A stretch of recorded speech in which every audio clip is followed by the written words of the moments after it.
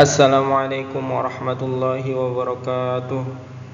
Alhamdulillah kami dari kelompok 3 kelas A, alhamdulillah pada kesempatan ini mendapat kesempatan mempresentasikan dari makalah kami dalam mata kuliah PPMDI, yaitu Pembaruan Islam di Mesir.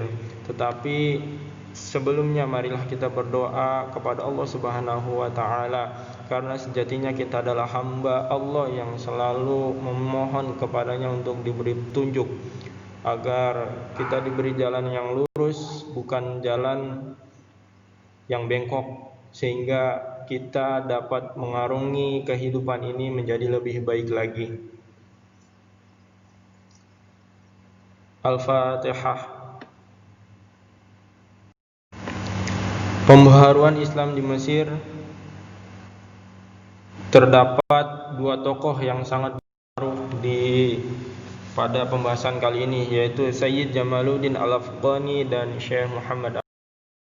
Sayyid Jamaluddin Al-Afghani dilahirkan di Afghanistan di bagian Asia Tengah.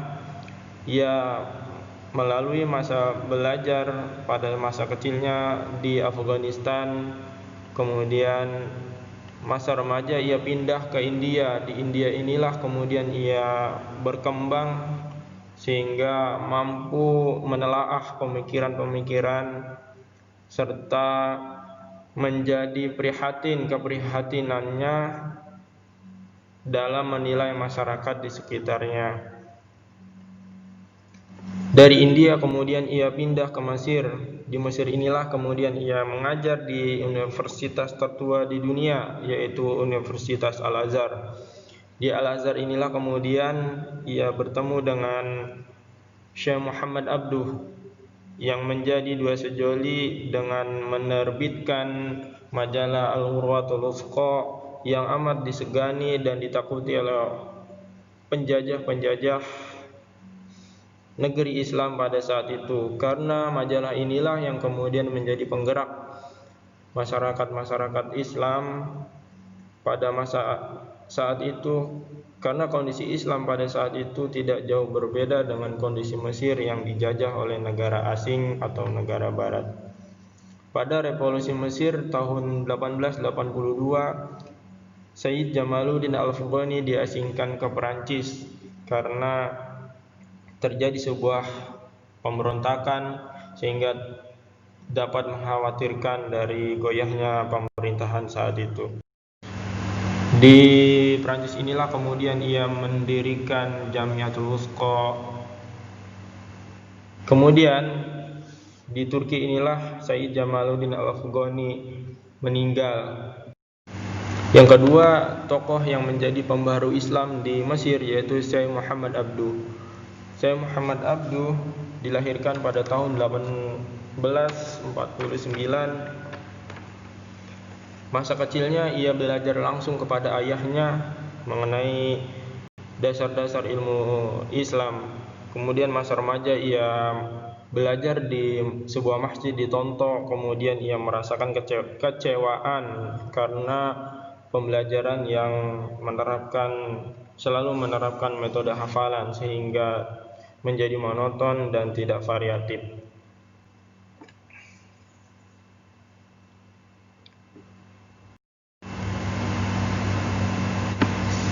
Syekh Muhammad Abduh kemudian seperti yang tadi dijelaskan di atas, ia berdua menciptakan sebuah majalah Al-Urwatul Wuthqa, menjadi penggerak masyarakat Islam di belahan dunia Islam lainnya. Kemudian Syekh Muhammad Abduh, di antara karyanya yang fenomenal adalah Tafsir Al-Manar, yang menjadi inspirasi dari seorang penafsir Quran asal Indonesia yaitu Buya Hamka, yang kemudian menerapkan banyak pemikiran dari Syekh Muhammad Abduh dalam proses dakwah dari Buya Hamka.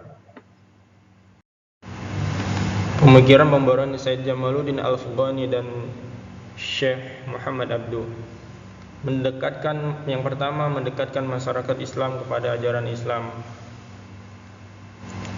Masyarakat Islam pada saat itu banyak yang dijajah oleh negara-negara asing, dimanfaatkan dari ekonominya, kekayaan alamnya, dan sebagainya, sehingga banyak dari masyarakat Islam yang jauh kepada ajaran Islam.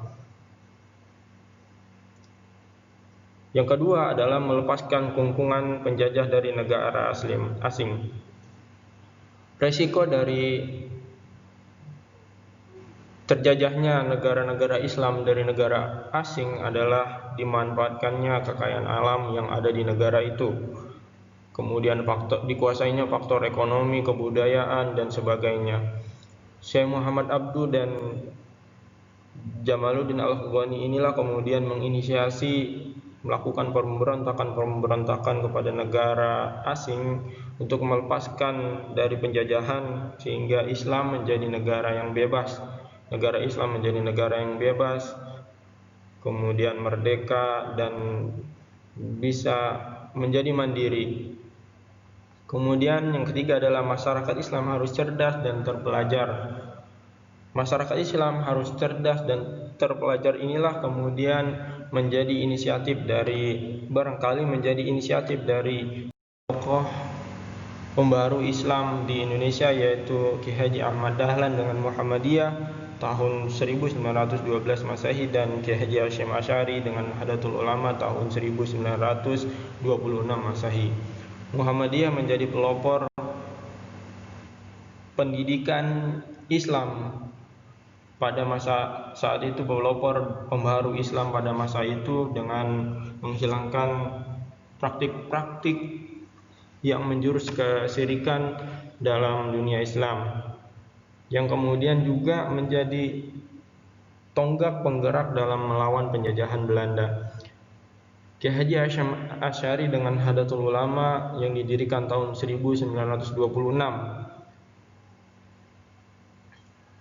yang kemudian muncul resolusi jihad sebagaimana yang dikutip Hubul Waton Minal Iman, mencintai tanah air adalah sebagian dari iman. Inilah yang menjadi pelecut semangat dari para pejuang-pejuang Islam untuk melepaskan dari kungkungan penjajah, sehingga negara Islam itu, negara Indonesia, harus bebas dari negara penjajah. Karena banyak dari faktor-faktor yang dilakukan oleh penjajah itu adalah melakukan keterbelakangan dari soal apa saja, termasuk pendidikan, menguasai akses pendidikan, ekonomi, dan sebagainya. Kemudian dari Ki Haji Hasyim Asy'ari inilah muncul Hizbullah Sabilillah, yang kemudian muncul tokoh-tokoh seperti Ki Haji Nur Ali dengan Hizbullah Sabilillahnya untuk melawan penjajah dan menjadi pejuang di bagian negara Indonesia di Jakarta. Pengaruh Sayyid Jamaluddin Al-Afghani dan Syekh Muhammad Abduh bagi generasi Islam milenial. Kondisi saat itu, saat Sayyid Jamaluddin Al-Afghani dan Syekh Muhammad Abduh sama seperti sekarang, banyak terjadi penjajahan walaupun hanya sebatas diproklamirkannya Indonesia terhadap penjajahan Belanda dan Jepang, tetapi pada hakikatnya Indonesia atau Islam itu masih belum bebas dari penjajah seperti apa yang kita rasakan, yaitu di dunia ekonomi kita terjajah oleh negara-negara Cina, Jepang, dan sebagainya. Atau di bagian kebudayaan kita, negara-negara Korea sudah menjajah di bagian kebudayaan dengan fashionnya, dengan K-popnya, dan sebagainya. Di bagian teknologi juga kita masih terbelakang dengan banyak bagian-bagian teknologi yang menghiasi kehidupan kita ini bukan berasal dari kita. Itulah yang barangkali menjadi bahan renungan kita untuk bisa maju, bisa merenungi apa yang dilakukan oleh Sayyid Jamaluddin Al-Afghani dan Syekh Muhammad Abduh, sehingga kita bisa terinspirasi, bisa semangat, dan bisa menjadi tokoh-tokoh pembaharu Islam pada masa yang akan datang. Sekian presentasi kami, kurang lebihnya mohon maaf. Wassalamualaikum warahmatullahi wabarakatuh.